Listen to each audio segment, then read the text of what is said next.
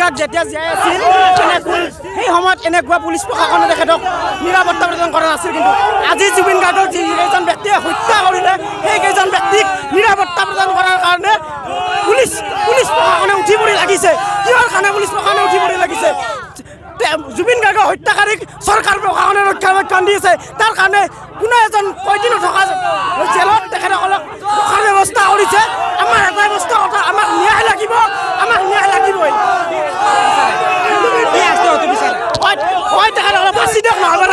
ৰাইজৰ আগত এৰি দিয়ক এটাই কথা হয় ফাঁচি দিয়ক নহ'লে আমাক দিয়ক সিদ্ধাৰ্থ শৰ্মা আৰু চম্পানু মহন্ত আজি আমাৰ এই বাক্সা জেলত য'ত নেকি কয়দী নাই তেখেতৰ সুৰক্ষাৰ কাৰণে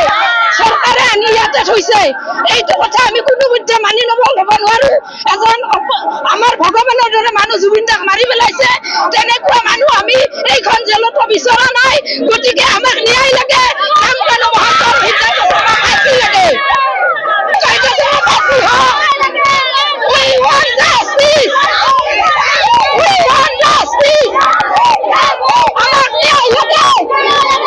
বাছবা চাইছে গতিকে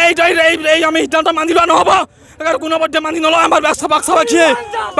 কাৰণ জুবিন গাৰ্গে আজিলৈকে কোনো ৰাজনীতি ভাল পোৱা নাছিল ৰাজনীতিৰ মাজলৈকে যোৱা নাছিল